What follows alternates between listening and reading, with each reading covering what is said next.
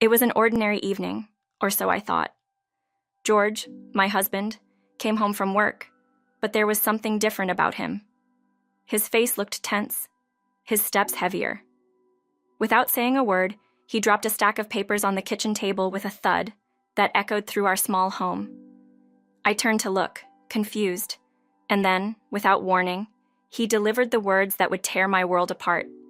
"I'm divorcing you to marry the boss's daughter. Get out now."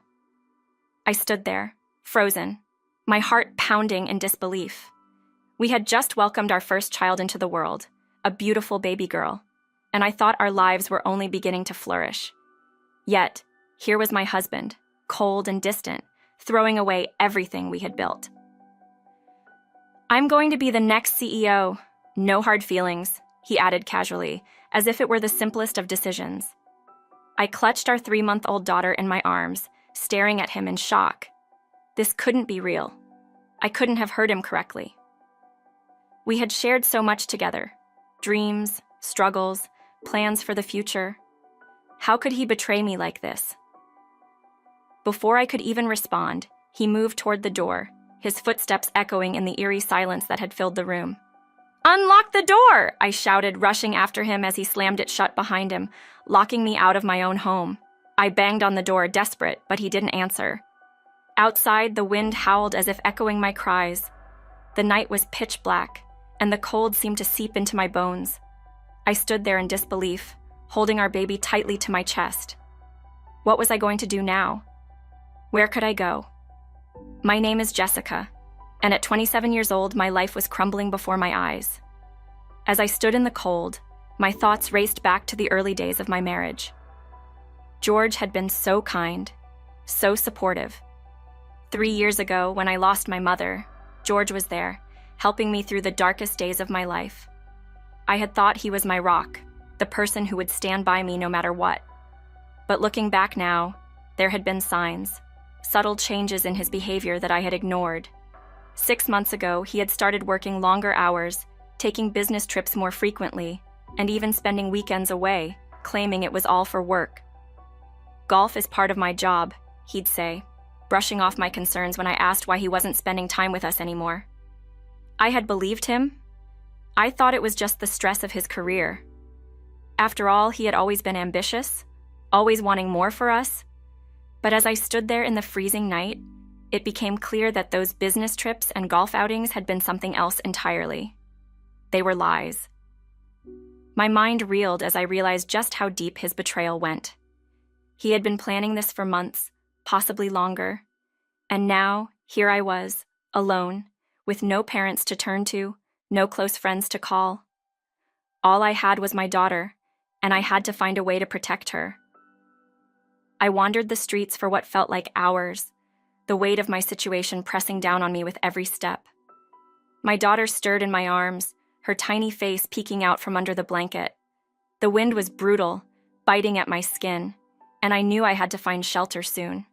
But where? I had no phone, no money. The small wallet in my apron had just $30 from an earlier grocery run, not nearly enough to pay for a hotel room. Tears welled up in my eyes as I stumbled upon a small, run-down hotel on a quiet street.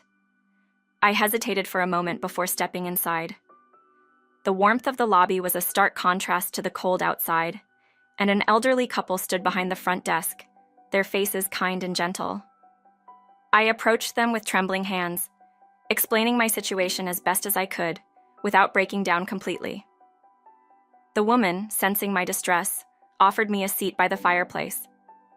"How much for one night?" I asked, my voice shaky. $50, the man said, eyeing my weary face. I looked down at the wallet in my hand, knowing I didn't have enough. Just as I was about to leave, the woman stepped forward. "Stay," she said softly. "We'll take what you have, and you can pay the rest later." I couldn't believe it. They were offering me a lifeline when I needed it most. That night, I held my daughter close, trying to figure out what to do next. I had no home, no job, and no family left to help me. But I knew I couldn't give up, not for myself, but for my daughter.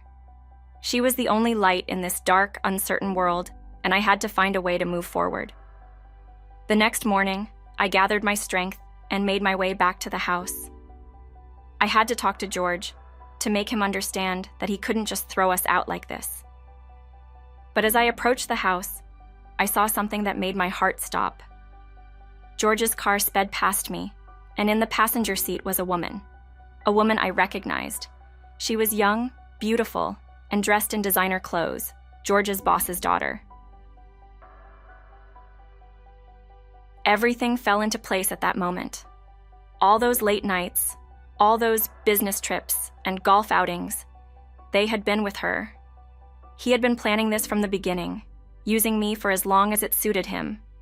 And now that he had a new, wealthier future ahead of him, he had no use for me. When I reached the house, George was already gone. The door was locked, and there was no way for me to get inside. I sat in the cold garage waiting for hours, hoping he would come back so we could talk. But when he finally did, he ignored me entirely. He walked past me as if I didn't exist, and when I tried to speak, he pushed me away. That night, as I sat in the cold, the reality of my situation hit me like a ton of bricks. George wasn't coming back. He had chosen his new life, and there was no room for me or our daughter in it. I was on my own now, and I had to figure out how to survive. The next few months were the hardest of my life. I found a small apartment and a job working at a local diner, scraping by on minimum wage while trying to care for my daughter. Every day was a struggle, but I refused to let George's betrayal break me. I had lost everything, but I still had my pride, my determination, and the love of my daughter. One day, while I was working at the diner, I overheard a conversation that piqued my interest. A regular customer, an older woman, was talking about a job opening at a nearby hotel. "They're looking for someone to help with the kitchen," she said, "and it pays pretty well." Something inside me clicked. I had always loved cooking, and I had become quite good at it over the years. Maybe this was the opportunity I needed to turn my life around. With a renewed sense of purpose, I applied for the job the next day. The hotel was small and family-owned, run by an elderly couple who reminded me of the kind people who had sheltered me that cold night.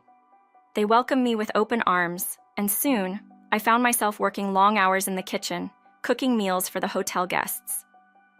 It wasn't glamorous work, but it was steady, and it gave me the chance to provide for my daughter. As the months turned into years, I threw myself into my work, determined to create a better life for myself and my daughter. My cooking became popular among the guests, and soon the hotel started attracting more and more customers. The elderly couple who owned the hotel noticed my dedication and offered me a chance to take over the business when they retired. At first, I was hesitant. I had no experience running a hotel, and the thought of taking on such a responsibility scared me. But I knew that this was my chance to prove to myself and to the world that I was capable of more than anyone had ever given me credit for. I took the leap, and with the couple's guidance, I learned the ins and outs of the business. My cooking became the hotel's signature, and as word spread, the hotel flourished. We became known as a cozy, family-friendly place with delicious food, and soon we were expanding.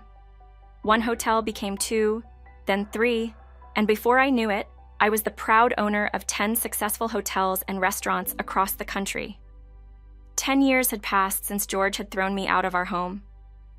My daughter was now a bright, happy 10-year-old who loved helping me in the kitchen. We had built a life for ourselves, one filled with love, laughter, and success. I had moved on from the pain of my past, focusing on the future and the opportunities ahead. But one day, while walking to my restaurant, I heard a voice from behind me that sent a chill down my spine. "Jessica," the voice called out, "I finally found you." I turned around to see a man I barely recognized. It was George, but he looked nothing like the man I had once loved. His clothes were dirty and torn, his face sunken and desperate. He looked as though life had chewed him up and spit him out. "Please," he begged, "lend me some money. I've fallen on hard times. I borrowed from some dangerous people, and if I don't pay them back soon, they'll hurt me." For a moment, I stood there staring at the man who had once broken my heart so completely. He had left me and our daughter with nothing, but now he was the one begging for help. Part of me wanted to feel sorry for him, but I couldn't forget the pain he had caused. You left me when I needed you most, I said, my voice steady. You abandoned your own daughter. Now, you expect me to help you? He tried to grab my arm, but I pulled away. Jessica, please, I made a mistake. I should never have left you. I was wrong. But I knew better. George wasn't sorry for what he had done. He was just desperate. He had lost everything, and now he thought he could come back to me and pick up where we left off. But I wasn't the same person anymore. I had built a life for myself, a life that didn't include him. Goodbye, George, I said, turning my back on him for the last time. I don't need your forgiveness, and I don't need you. As I walked away from George that day, I felt a sense of closure wash over me. For years, I had carried the weight of his betrayal on my shoulders, but now I was free. I had moved on, built a successful career, and created a loving home for my daughter. I didn't need him, and I never would. I walked into my restaurant, greeted by the familiar warmth of the kitchen and the laughter of my employees. My daughter was waiting for me, eager to show me the new recipe she had been working on. As I looked at her, I felt an overwhelming sense of pride. She had grown into a strong, independent young girl, and I knew that no matter what life threw at us, we would always be okay. Looking back, I realized that George had done me a favor by leaving. He had shown me what I was truly capable of, and in the end, I had come out stronger because of it. I had turned my pain into success, and I would never let anyone take that away from me. Life wasn't easy, but it was mine, and that was all I needed.